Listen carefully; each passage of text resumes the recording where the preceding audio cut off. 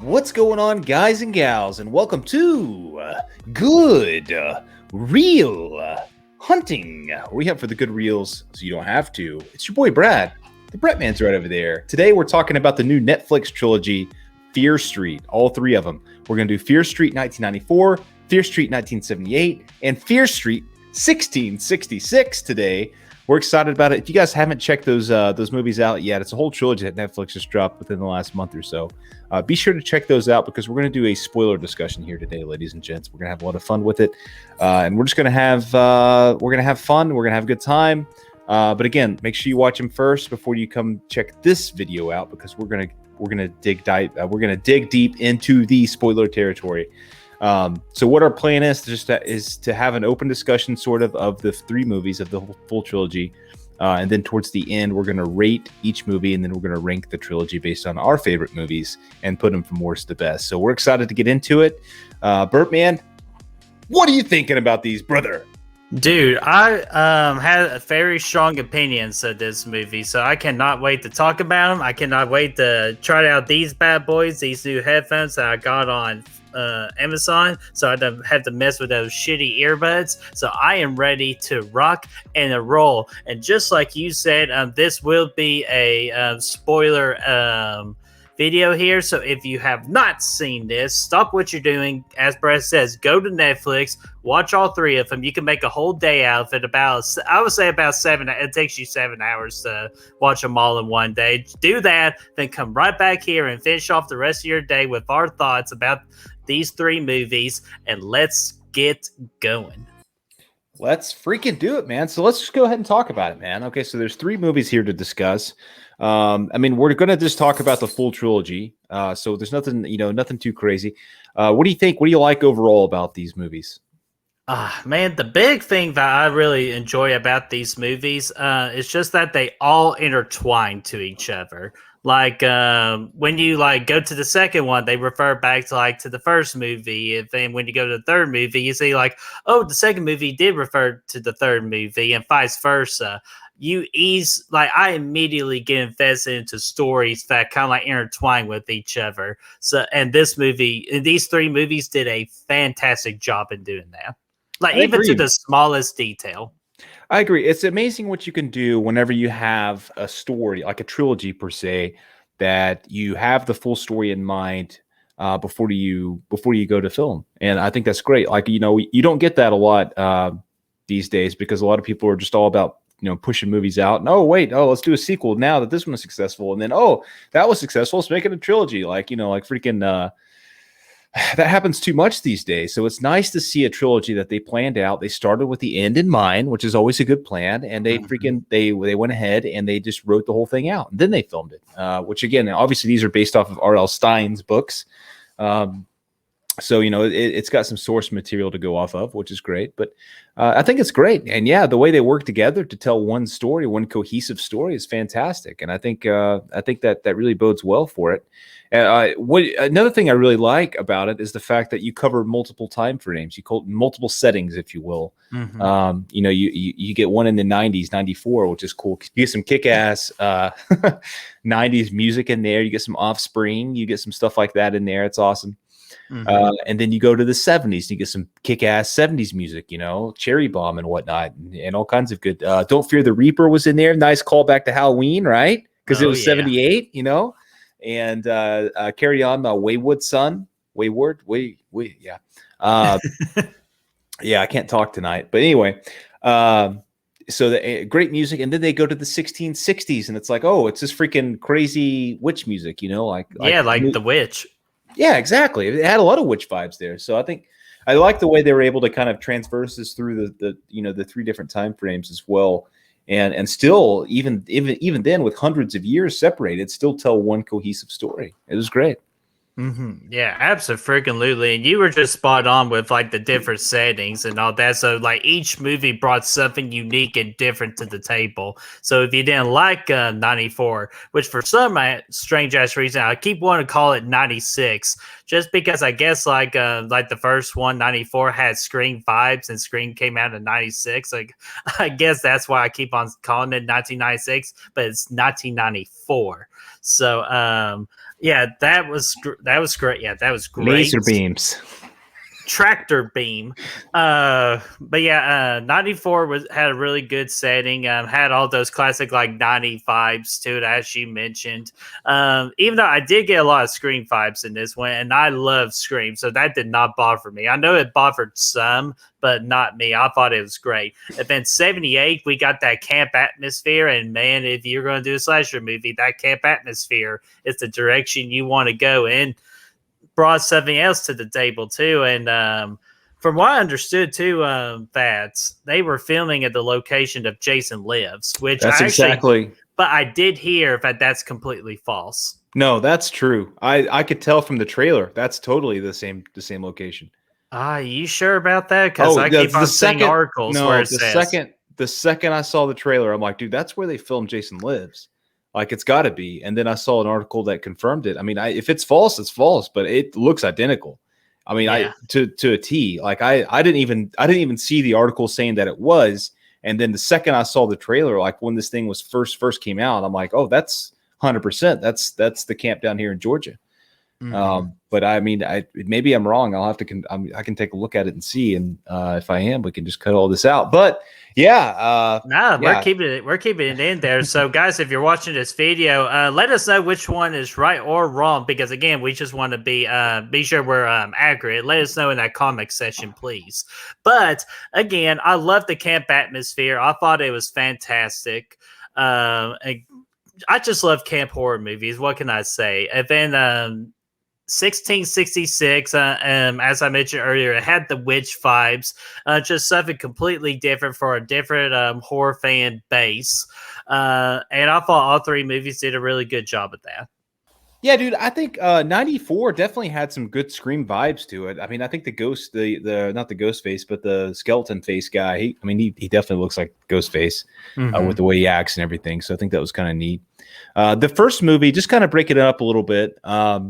I'm not going to do, a full discussion about each movie individually, but the first movie, like, it was a little cheesy at times. For sure. It felt a little, I wasn't as into the first movie as the second two, or the second and the third one. So like, I even considered, like, I started the first one and I was like, I'm not too much into this, and I kind of stopped it, and it took me a few more days to kind of pick it back up again. I contemplated not even finishing the story out, but I ended up finishing. I liked the ending of the first movie, and it got us rolling into the second and the third one and whatnot. Second one was a blast though, man. Like, it was from start to finish, there was a lot of action going on. I did think it took a little bit of time to get to the the really fun part of the story, like, where the action was hitting the fan. But overall, it was a great time. Great time. Yeah. What do you think about 1666? 66, I liked it. I liked it quite a bit. I really enjoyed it. I really was enjoying the 1666 portion of the movie, though. So when it took that 180 spin in the middle of it and went 1994 part 2, I was a little bit disappointed, just because I was really liking the old school feel that the 1666 portion was bringing us. So like, at the end of the day, like, I mean, it felt like two different movies, which is, it kind of sucks because I was really into it. Like 78 like had its own story, so it's kind of weird, right? 78 like it's like in this middle of these two 94 movies almost, and it gets its own hour-and-a-half movie, whereas part 3, it only gets about 55 minutes, and then like half of a movie essentially. Yeah, and 78, I agree with you for the most part that it's its own movie, but immediately in 66 it tied in with 78. They both tied into it. Yeah, like they had, like, at the beginning and the end, they tied into it. Sure, and it led to us to 66, but like, I feel like that time frame, the 78 time frame, had its own movie, whereas 94 had a movie and a half, and 66 only had like a half a movie. So the way they kind of divvied it all up was a little bit questionable to me. The way that it was all designed and put on paper, it's like, okay, 94 cool whole movie, 94 entire movie, 78, cool. The whole movie's in 78, and then 66 only gets like this little 50-minute segment in pretty much 94 part 2, you know. Mm-hmm. Yeah, and like with 94, like this is pretty much kind of like how I interpret everything. 94 was just to set your core characters and give each and every single one of them a story and tell your overall story that you want to tell in these 3 movies. I thought they did a really good job at that. Then you got 78, which is kind of like referring to what 94 explained about the past. With 78 being a big year of the curse and all that, and they were showing that. I thought that was really good. Event 66 is, of course, your origin, where it all began to explain that. Thought all that was great. And then, of course, you had that satisfying conclusion with the 94 part 2, and I thought it was a very satisfying conclusion for me. I thought it tied everything up in a very nice bow. Yeah, I like the story. I thought the story was great. I just the way it was organized was a little bit weird because, like I said, just 66 got the shaft. Even though I thought I was really digging the story, and I don't know, like that got the shaft, but 78 didn't. 78 got a full movie on its own. So to me, it was just weird the way they organized it. But I mean, overall, the story itself, I really dug it. I liked the way it all panned out. One thing I tell you, what I really did like about it, I mean, it had some nice little twists and turns in there, you know, like the whole the way the 66 thing kind of ended with, you know, the first 2 movies, like, oh no, this witch, man, this witch is bad news for everybody, man. It's like it's bringing all these killers out. Yeah, burn the witch, which was crazy. But then like the end of 66 reveals, no, it's not the witch after all. The witch was actually the good girl. And then like Dr. Good over here, or Mr. Good, or freaking Cletus, or what was his name? Not Cletus, damn. I got you. Samurai. Here, Samson. No. Swanson. No, Solomon Good. Solomon. Yes. I knew it started with an S though. Yeah, he ended up being the bad guy and kind of starting everything off. So I thought that was kind of cool how that turned out. Yes, and that's how it tied in with 78 with Nick Good. Just because getting involved with Ziggy, Ziggy. Because like it's 94, we thought we were talking to like her sister, like the older sister. And then 78 provided, no, we're playing a little switcheroo. It was the other way around. It was the younger sister that they were talking to versus the older sister. Did you think it was the older sister that survived?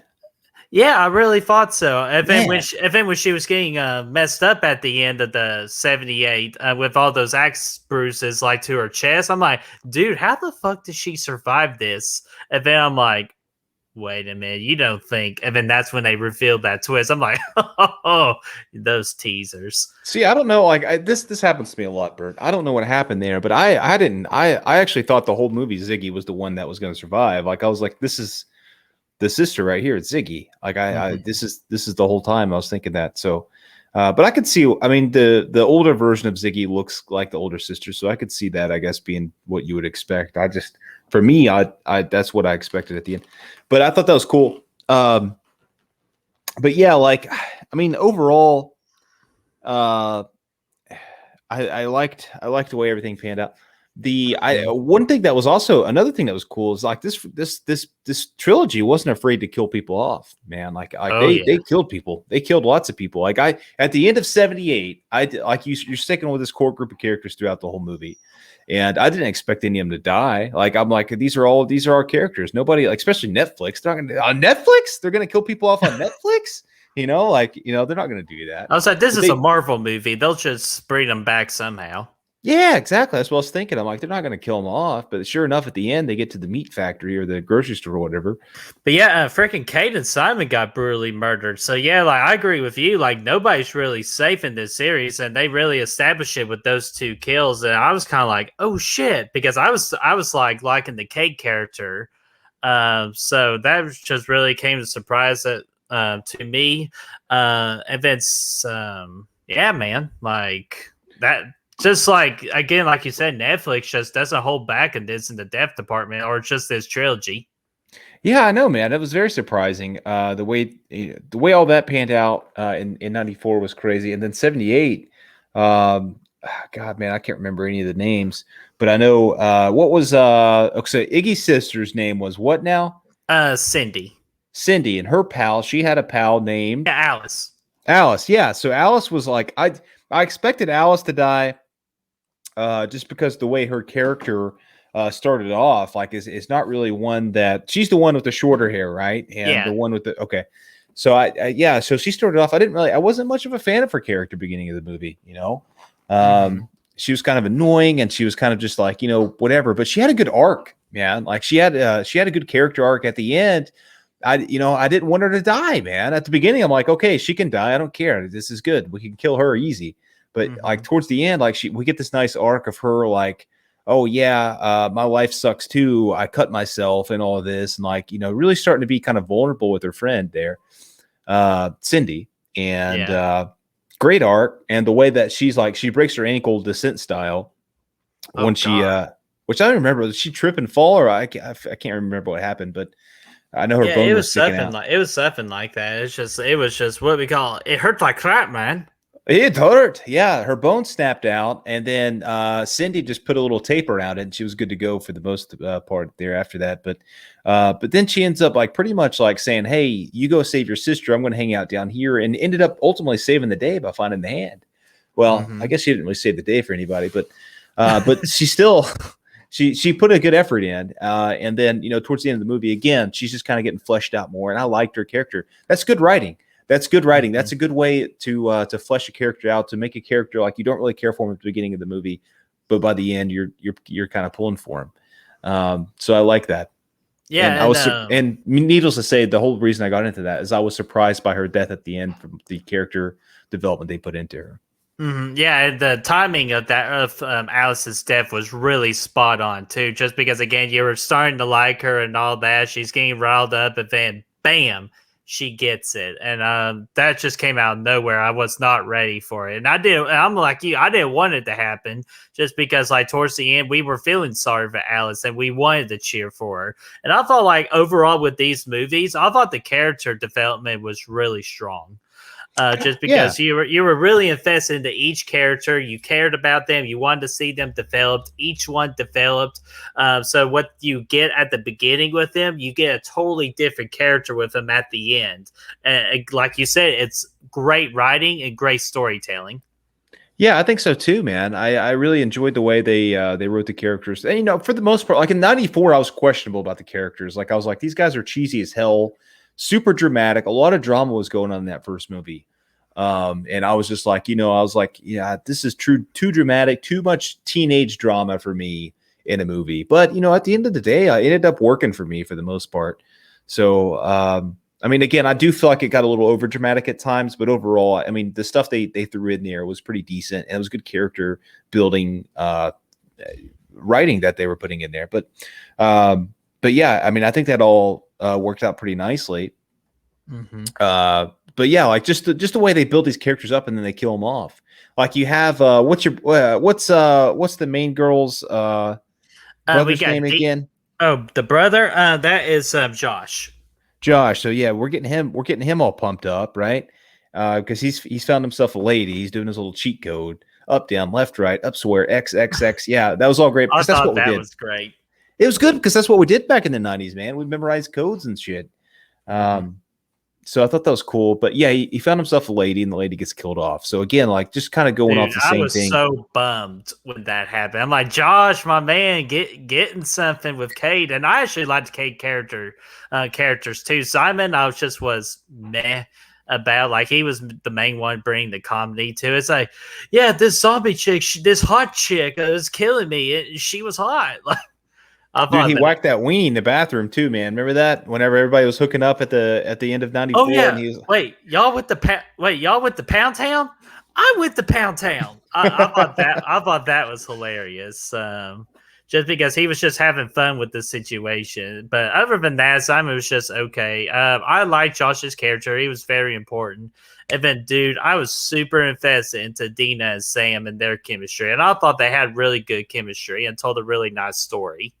Yeah, I agree, man. Like again, at the beginning, I was like, okay, this is dramatic. Like when they met at the football field there, Oh yeah, or that was whatever. bad.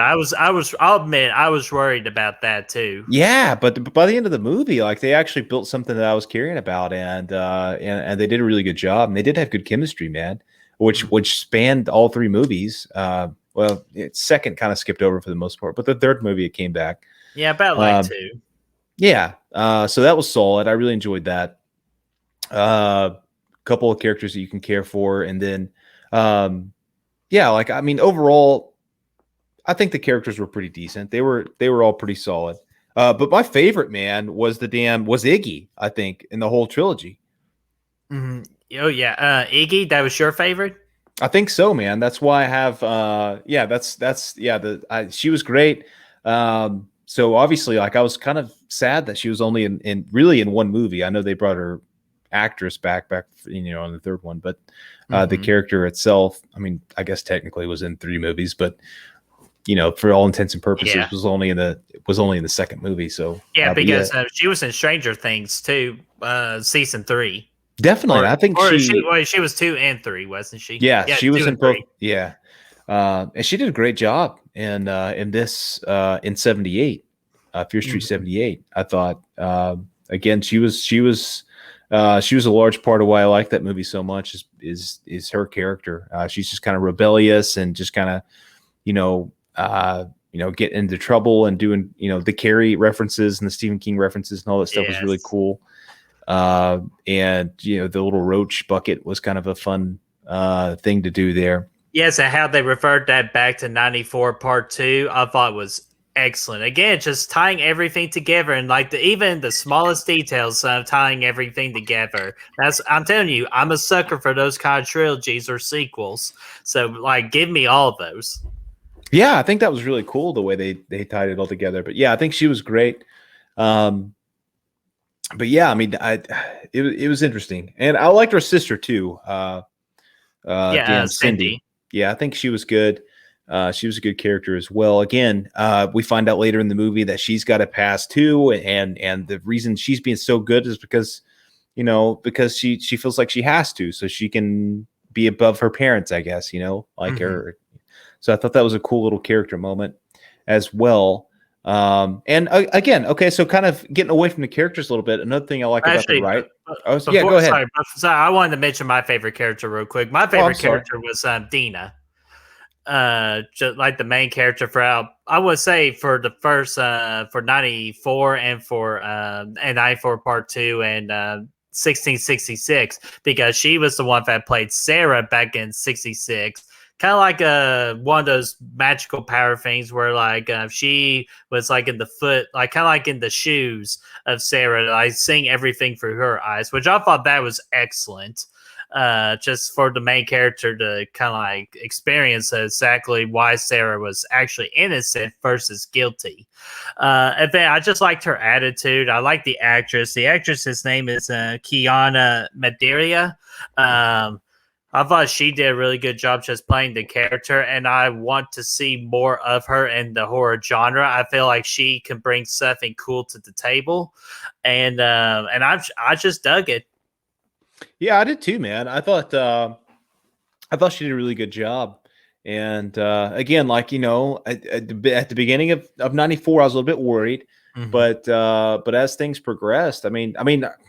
Accents aside, in 1666, I think she did a great job throughout the whole trilogy with being that character. I thought the accents were a little bit questionable there at the end, but overall, I dug it. But anyway, yeah, she was very solid. Liked the character. I enjoyed the character quite a bit. One thing I liked about the trilogy as a whole, though, is it kept throwing new things at you. I know I've kind of mentioned the twist already. There's a couple of those.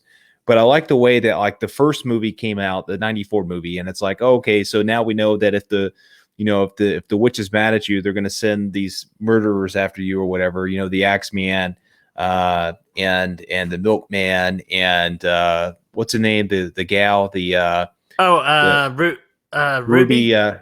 Lane or whatever, yeah. Yeah, she's going to send these guys after you. But then the second one comes around. It's like, yeah, that's what's happening. But we figure out a little bit more. Like it takes another step. And it's like, okay, so this freaking Tommy guy what was it? Thomas, right? His name was Counselor Thomas. Yeah, Thomas, believe Slater. Yeah, Thomas Slater, who looks like William Pattinson, by the way. No, Robert Pattinson. Robert Pattinson. Yeah, I noticed that too. I'm like, freaking Batman's in this movie? Dude, it looked like it, man. The way he had his hair out and stuff. Yeah, actually, it's Tommy Slater.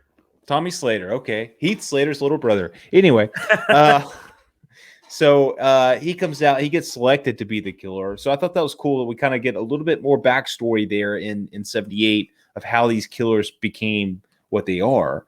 Because the first one just leaves you with so many questions, 94 does, because they throw these killers at you, and then it's like, oh, what the fuck? They're invincible. You can blow them up, but they keep coming, dude. And then now, like, you just kind of assume they've been around since the day of the witch, but now it's like, okay, now we're kind of digging into to how they get selected. I know they kind of went over the time frame in the first one, but so now we're kind of digging into to how they were selected and stuff. And then obviously 1666 blows that, completely out of the water. It just explains everything. Yeah, which is cool. I like that. The way you kind of find out a little bit more and more, and I like how I like how the second movie was an isolated, incident where you only have one of the killers coming after you guys, and whatnot. It just felt weird how it was the only movie to be its own movie, Yeah, it really does. It really does. And you make a really strong point of that. What is what to you is like a favorite? Like, I guess this is a two-part question. What was your favorite scene out of all of these movies, and which one is kind of like left the most emotional impact for you? Honestly, it might be the same scene. Honestly, like that scene in the church in 66.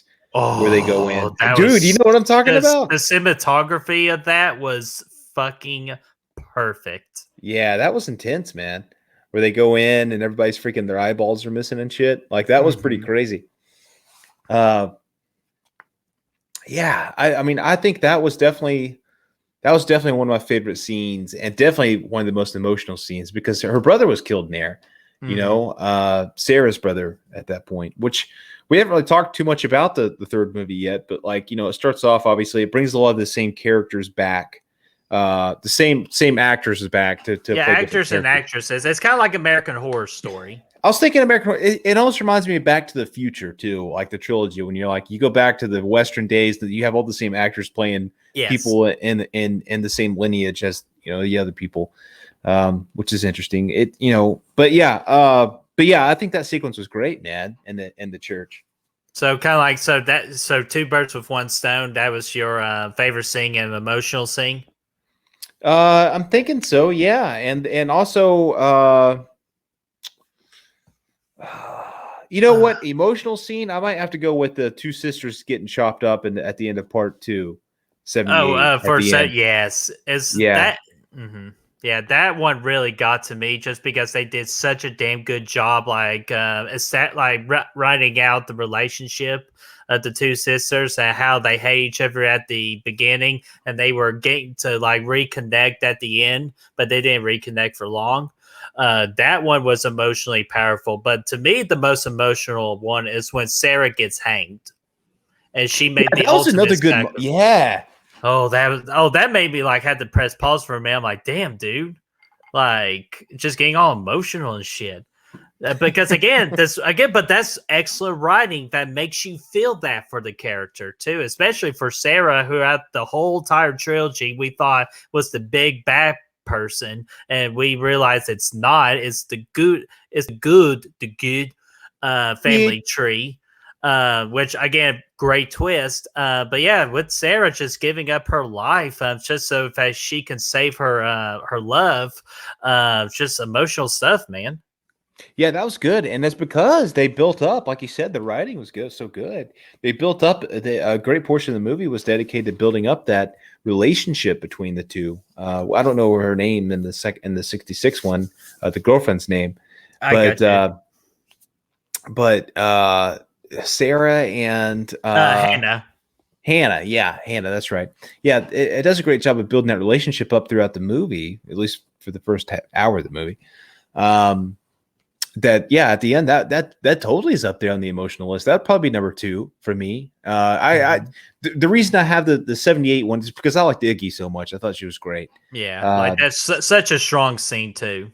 yeah, and just to see them kind of get chopped up at the end under the hanging tree together, that was pretty crazy shit, man. So like that was emotional. But yeah, totally the hanging scene again at the hanging tree. That's twice now that they end at the hanging tree. So um yeah, I thought that was a great sequence too, man. That was a good pick. Yeah, and then my favorite scene is like in '94 Part Two, where all the like the zombie ones, like they were fighting each other. I thought that was first off, I thought that was such a badass idea.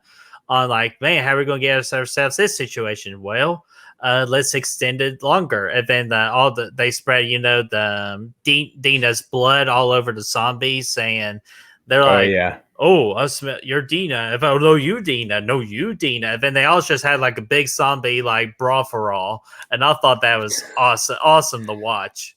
Yes, dude, that was pretty solid, man. I like that. They duked it out like it was freaking battle royale going on out there. Like that was awesome. I'll tell you another sequence I liked was in the first one, the '94 one, where they locked him in the bathroom and then blew him the fuck up. Like I thought that was Yes. pretty good, but they came back. Yeah, Uh, I thought that was the end too. I'm like, that was a cool way to do it and to end the movie and all that. And then, yeah, as you said, they regenerated. I'm like, well, that's neat. what else was good though? I'll tell you what else was the opening damn scene of '94. Yeah, I mean, straight from Scream, man. Like that was really solid. That was very strong, I thought. Uh, Scream vibes for sure, but it was still like it was done in its own way, and they had a good time with it. That whole sequence was fantastic. That was a good one. Yeah, that was a great one. If it's just the reveal of Solomon Good being the big bad guy, like the big twist of it, and they refer back to Nick from '78 being a part of that family tree. Mm-hmm. Just like the whole big reveal, I was like, what the hell? Like, I was so invested into it. And then, of course, we get the epic conclusion at the end with the Pixie song playing, and then the Dina and Sam had their moments, which I thought that was great too, because the end of the end of '94, they said, hey, when all this is over, we're going to listen to the Pixies. We're going to make out so hard. And then they did exactly that at the end of '94 Part Two. I thought that was a perfect ending. Yeah, that was a solid ending, and I like their whole storyline together. Just kind of just kind of digging deep into the lesbian thing a little bit. I thought that was pretty good. I thought that was great, and it ended up making a pretty good story out of it. So I think that was good. Yeah, and that didn't bother me too. The whole lesbian thing, or it's just like the gay part of it, like because they weren't forcing it, they just like let it naturally flow. So I didn't have a problem with that at all. Like I'm not sure, I haven't read it where people had a problem with that. So that's awesome because we kind of like need more like original characters like to do stuff like that. But in this one, it wasn't forced. So I thought it just flowed naturally. Yeah, it was very natural, and it tackled some issues. I mean, I thought it was pretty good at doing that. Yeah. It definitely wasn't like it wasn't forced at all. I thought it was great. Yeah, especially like in the '94 part of it, just because it was scary to come out, and the characters of Sam, like especially Sam, because she literally moved towns just because she was so afraid to reveal that secret, and it's like to be who she truly is in the '90s. That's been like a big deal of it, and I thought it was great storytelling once again for Dina and Sam, just to kind of like to dig into that mindset a little bit. Yeah, it was cool at the end how they said, she had that moment where she was like, you know what, fuck you, mom. I'm going to go see my girlfriend tonight, Yes. Yeah, that was cool. I mean, obviously it ended up not working out well for Dina, but, at the end of the day, like it was, it was solid. And I really enjoyed that. I thought it was put into the story very well, and it worked out pretty nicely. So I liked it. But yeah, man, I think overall the characters were good. A lot of the kills are pretty basic. There's some decent ones in there with the meat grinder and stuff, and a couple of the other ones that stick out, but a lot of CGI with the kills. But yeah, I mean, hey, it's Netflix. What are you gonna do? Exactly. The surprise factor on the kills was excellent. Like the way that they were just killing every mofo in there. Yeah, with Kate and Alice, to me, were the big two, like surprising kills. Yeah, for sure. I like the way they do that. I like the way they're Oh, throwing this. did you see where freaking Oscar's his name, I believe, from Halloween 2018 was Yeah, in 78. I thought that yeah. was great. Hey, Both. but he didn't get ahead in life. No, I was about to say he lost his head over the situation, man. I thought that was pretty interesting. He was good. And To like. it's too bad nobody fed him guacamole in sexy ways. What about those shitters, man? Like they put the shitters right over the cave. Like it was like that part was to me was probably the most disturbing scene in the movie when they had to go up through the shitters. Like they were like, "Oh, we got to get out of this damn cave," and like all we have is shitters to go through. Yeah, and Iggy's like, "You smell like shit. I've been in shit." I thought that was a good line too, especially just for that particular moment. And like, yeah, I was kind of like when I saw that, I'm like, well, I'm not going to get into that. That's just like a random thought I thought about while watching the movie. Yeah, but those toilets were just like a big pass for me. Yeah, I was like, I don't know. I think I'd rather just go ahead and duke it out with Axeman down here than climb up through the shitters. Like, and at that point, obviously, Axeman wasn't even down there. But for all intents and purposes, you probably would have thought he was at the time. But either way, I'm like, I don't want to climb through the shitters. Like at the end of the day, that's not what I want to do. Yeah, it was cool though.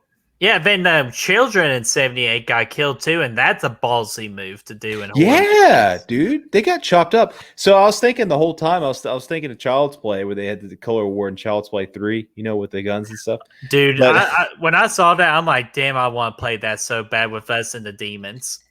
Like capture the flag, yeah. Yeah, that'd be fun. But yeah, I thought that was kind of. I mean, yeah, they did kill the hell of those children in there, man. Mm-hmm. Yeah, like they don't the killers don't hold back at all, and I like you kind of like the kills for basic, so nothing really stands out. I guess the only one that really stands out was Kate's with the meat grinder with the back of her head. I think everything else was just generic for the most part. Yeah, I thought Cindy's was good too. Obviously. With the axes to her chest. Yeah, that was cool. That was pretty solid, and I liked the obviously you had the hanging of Sarah in the last one was very good. With a great sound effect too. Oh yeah, very solid. And then the kills in the church were good. Yeah, I mean the overall mostly I think if anybody racked up the most kills, I think it's the Axe Boy, Joshua Thomas. It was Thomas. Yeah, Tommy. Tommy. Yeah, he was definitely the one that was slaying the most fools, but he was faster than the rest of them, man. Like the Milkman was slow as fuck. I don't know what Ruby was doing, but like outside of singing, she didn't do a lot. No, she didn't do a lot, which I was kind of disappointed, because I wanted to see that storyline played out too. Like I didn't know, I don't know I can't remember off the top of my head what year she got killed, because her mother was a big part of the 78 at the beginning, the nurse, because she was wanting to kill Tommy, and everybody thought she was just crazy and all that. But in return, she actually learned that Tommy was going to be the next killer. In fact, she was trying to prevent a whole big massacre. She didn't do a very good job, but no, But yeah, I just wish we would have had a separate movie to establish the relationship between the nurse and her daughter Ruby. I thought that could be very interesting. Yeah, I'm hoping it still happens. I know they talked about like having Fear Street be kind of the freaking Marvel universe of Netflix kind of deal. Is something that I've heard, and I think they're still gonna. I think they're gonna go forward with some more stuff for sure because I think it's been pretty popular. There's more books from what I understood too. Yeah, definitely more books. There's plenty of things like they could do the Milkman, they could do Ruby Lane. Obviously, what's the little short the little boy with the baseball bat. Home runs. Yeah, dude, he was freaking knocking derbies out there, man. Like he's just, we could see what he's up to. And they actually, at the end of 94 Part 2, they did a little teaser, kind of like someone stealing the book at the end. They did, yeah. So they did set it up for like a newer set of movies, which I'm telling you, with the popularity that this trilogy has gotten, it's that they're making more. Oh yeah, I'm sure they will. I'm sure they will. I think they will. And I'm all for it. I think it's fun. Like it's not like next level kind of stuff to me, but it's very good. It's very solid. And for Netflix originals, I think they're. I mean, some of my favorite Netflix stuff they've done, at least in a while. I would say since Stranger Things. Yeah, I could probably say that. I mean, I can't think of anything like most of their movies. I'm not a huge fan of. Like I'll watch them, at least the interesting ones, and I'll have a decent time with them. But I'm like, okay, it's not that great. But these were actually like these were pretty good. Like they've all, I think they were all in my top 15 for the year so far. Oh yeah, in my ranking. So shoot, I got mine really high up there. So yeah, I think the second one for me, was pretty high. Like it was up there. The second one for me is in the top 5. Hell yeah! So they're all in the top 10. They're all in the top 10. I can tell you right now, at least for the moment. All right. Well, do you have anything else you want to kind of like mention real quick right before we do like the ratings and the kind of like the ranking? Yeah, I mean, I just feel like I said, as far if there's anything I dislike, again, the way this set up is kind of weird. It feels disorganized almost to an extent because just the way it's like, okay, 66 gets an hour, 78 gets a full movie, kind of deal. Which I've already kind of harped on. It's not a huge deal for me, but I was really enjoying that 66 storyline. I was really liking that. It was unique. It was fresh. Again, like you said, it brought a new feel. Like the 94 kind of gives you like that Scream vibe, where 78 gives you that Friday the 13th vibe. And then like 66 was giving you like the A24 witch vibe kind of deal. And then they kind of took that away from me in the middle of the movie and brought us back to 94, which was fine because I know they had to tell the rest of that story. But I still was a little bit disappointed that 66 got the shaft a little bit there. Yeah, and just the way I'm just thinking about it more, what they could have done, they really could have done this in 4 parts and like just dedicate a whole month, like the whole month of July for this series on Netflix, where they could have done 66 with its own movie, and then you could do 94 part 2 in its own movie. I feel like if they really wanted to, they could have, but I feel like they think from a story perspective that they told their story, and they did.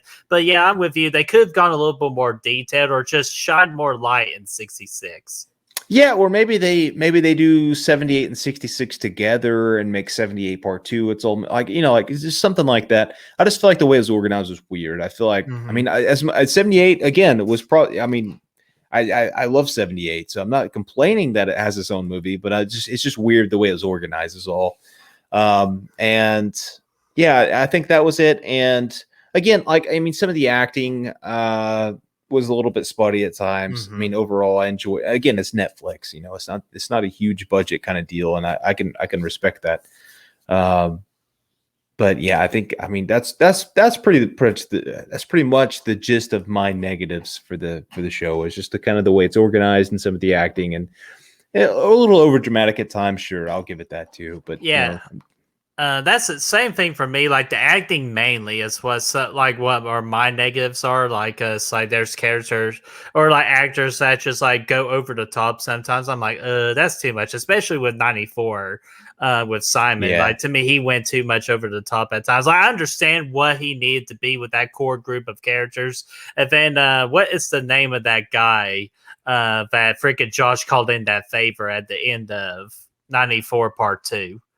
You know what I'm talking about? Like he released the guy out the kind of like gave the paperclip to, and he goes, "I owe you one." Oh yeah, dude! Freaking what's his name, man? Why am I having a hard here? Let me look him up real quick. Like, he ended up being kind of great though. Yeah, he was to me very surprising, and I know what you guys are thinking. My light's being screwy, so I do apologize for that. I believe his name is Martin. Yeah, Martin. Yeah. Yeah. Martin, so, are like, you kidding me? Oh my gosh, Martin. But yeah, like his character, I'm just like meh. And then like Simon, I'm just like there's characters I'm just mad about just with their performance and storytelling. But for the most part, I really enjoyed this series. And I do have one more question right before we go to the last part of this video. Go ahead. Because I actually asked myself, Obviously, to me, this is a successful trilogy, but how would you have this as one of the best horror trilogies out there? Like, would you have it high, middle of the pack, or low? I would have it. This is an exception because I've never seen anything like this where they've released three movies like all in the same couple weeks. You know what I mean? Like this is unique. This is new territory for us. This is groundbreaking. I know this is Halloween kind of wanted to do this after once they announced Halloween Kills and Ends. I know they toyed with the idea of releasing Kills and Ends in the same October. And having it, obviously for a movie theater, like for the box office, that's a huge risk, right? Because you gotta make that money. But Netflix has the power to do that because they're Netflix. They can do what they want pretty much with what they have. Right. So this is new territory. So obviously it's a little bit of an exception when you compare it to other trilogies because it's like this whole story was mapped out and this was the plan the whole time to make these three movies and put them all out together. Like they were going to do it regardless. If the first movie came out and nobody liked it, like they already had the other two filmed and ready to go, so they were going to come out regardless. It's all one story. Right. Whereas most trilogies don't have that luxury of doing that because usually it's like, okay, we'll do the first one. If it's good, we'll make the second one. If that's good, we'll make a third one and we'll tie it all up. Right. So it's a little bit of an exception because for me, it was almost hard to put them in my 2021 rankings because it all feels kind of like one movie. But I did separate them out and do that. But yeah, I mean, I think overall it's very strong because of that. If I had to compare it with other horror trilogies, I would have to put it up there with probably like Scream or something. Like, I mean, it's very strong because again, it's all mapped out and it all tells one story.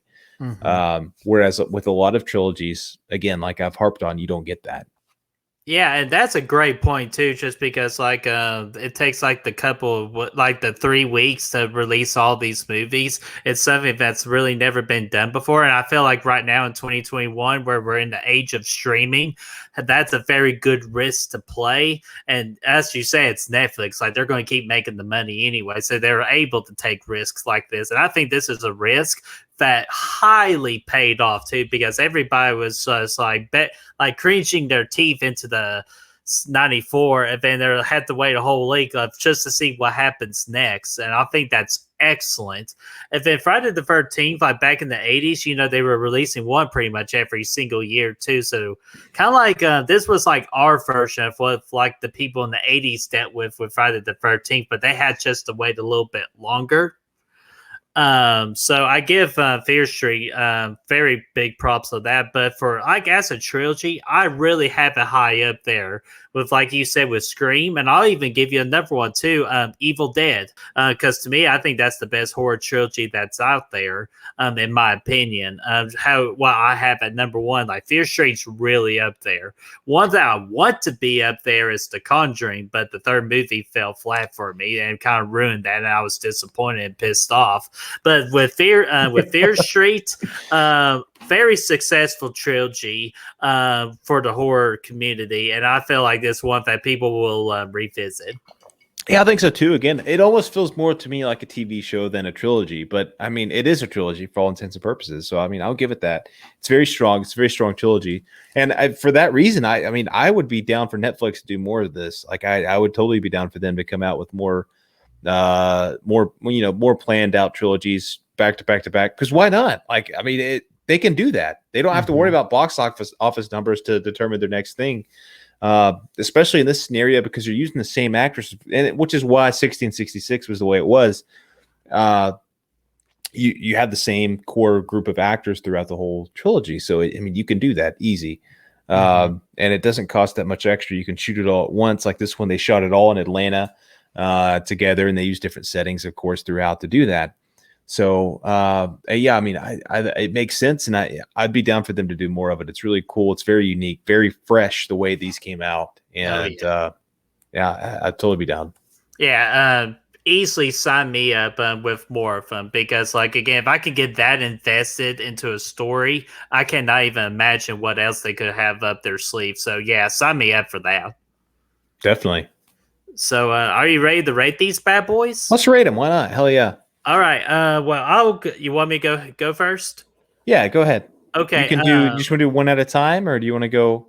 Yeah, we'll just do them one at a time. We'll go with 94 and 78 and 66 event, aka 94 part 2. Okay. With 94, I'm going to give this one a 4.25 out of 5. I know for most people, I guess their least favorites, which I will let you know where I have it. But I have a really good time with this. It did its job within the first movie. It told us it. I kind of like it told you about the characters, who they are, how important they are, the story, and develops everything like a first movie should. I thought I did a really good job. At times, the acting was all over the place, not great, and I just have a really good time with it. Yeah, I mean, 94 is the essence of the whole trilogy, right? This is the story we're following throughout for the most part, and it does a good job of setting that up. Again, I think it's a little bit over dramatic at times, a little bit cheesy at times. Some of the acting is very spotty at times, but for the most part, I really enjoy the story it tells, the kills it has, and the fun you have with these characters, acting aside. So for that reason, I give it a 3.5 out of 5. Very good score. Overall, very solid. Yeah, so that one is a trip to the Tosche station. But I was going into Tosche station to pick up some power converters. And then 78, easily enjoyed it a lot more. And I give that sucker a 4.5 out of 5. Just because the characters were so great. The sister dynamic between Ziggy and Cindy was excellent storytelling. We upped the kills, we upped the blood, we upped the uncomfortability of the killer killing the kids. I thought all of it was excellent. And then again, at the same time, it like some of the characters I really don't care for, or just some the acting is not perfect. So a 4.5 out of 5.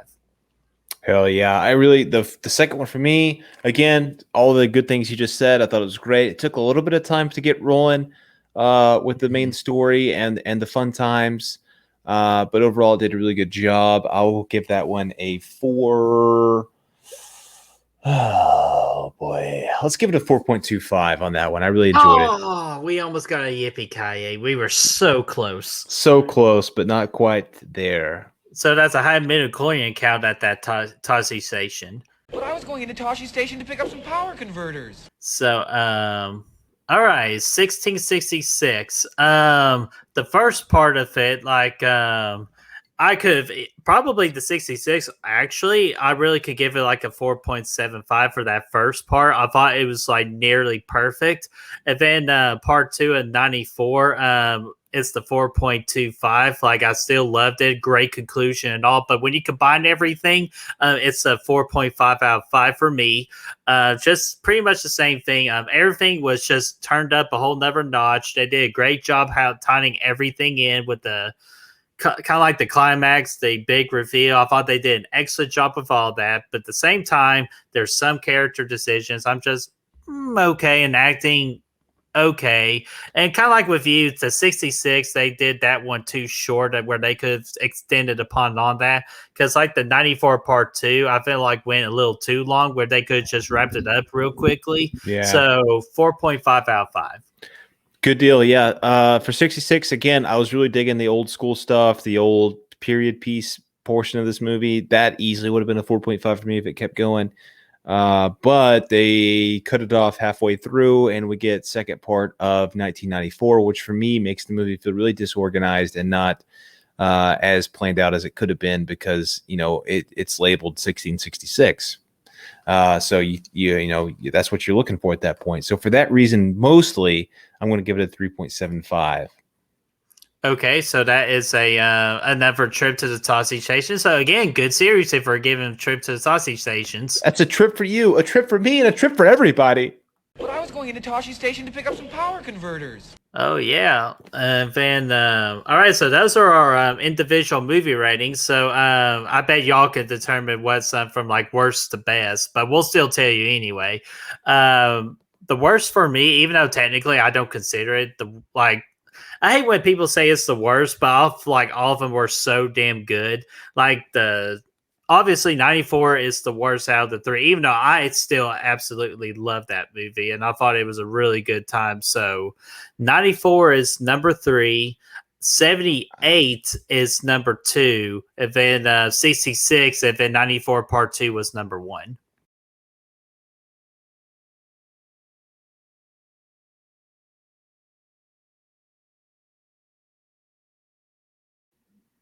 Okay. You said 66 was number 1?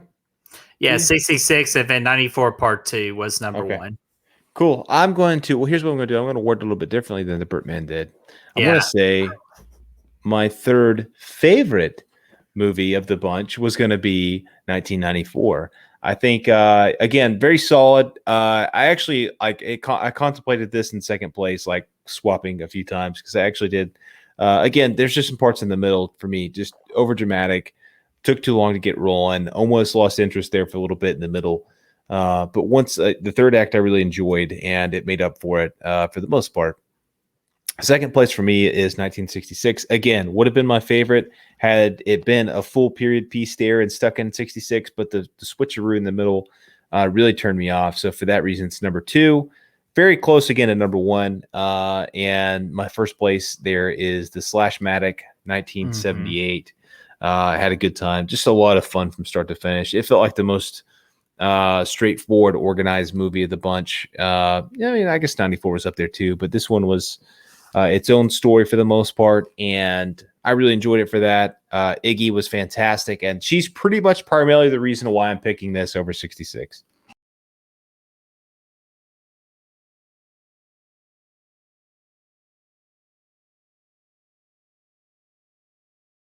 Hey, there you go. And again, Iggy's a great character, so I don't blame you for all that. But again, like 94 might be number 3, but I still enjoyed the hell out of that movie. So it was really difficult to say it was the worst, even though it's not. But I like your wording better, a lot better. So that's it. We talked about Fear Street, my friend. Fear Street has been feared. Oh my god! Like, just stop. Leave the puns to me. Like, gosh, you're creeping me out. Yeah, that wasn't a good one. I was trying to be like Bert, but I can't do it. Yeah, you can't think of them on the fly like I can. But I'm behaving. I'm not going to throw a pun out there. So even though I must ask you a question. Yes. No, I'm just kidding. And if y'all really like this video, guys, so like in the future, we don't mind to do these, like give like each one a more individual throughout review too as well. Like we'll save them for the future.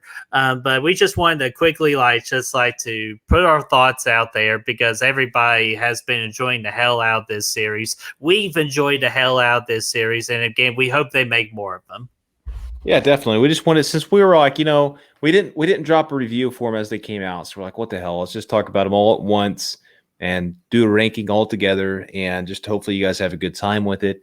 We kept it pretty relaxed in this video just because we didn't want to be too crazy with it and too structured because that's just not who we are. So we just wanted to just have a free discussion about it, and hopefully you guys liked it. Hopefully it didn't suck, and hopefully you like the movies. Whatever, we do what we want. That's right. Damn right. So let me go ahead and get us on out of here so y'all can enjoy the rest of your day. So guys, what did you all think about Fear Street, the trilogy of 94, 78, and 66, aka 94 Part 2? Did you have a great time with this trilogy? Are you kind of like me, you put that trilogy really high up there in horror trilogies? Or do you have some problems with this trilogy where you're just okay with it and you just might only seen it once and not seen it again? Let us know in that comment section down below, and let's get that discussion rolling. And if you want us to find good reels, you can do so by finding us on Facebook, Instagram, Twitter, Letterboxd, Snapchat, TikTok, Apple Podcast, Snapchat already said, and Spotify. Yeah. Those links are going to be in the description down below for you to find. Absolutely. And be sure to like this video, share and subscribe, and of course ring that bell, ding ding ding, so you know when the next video is up and ready. And we will see you guys soon. See you guys. Like a bird. Oh no.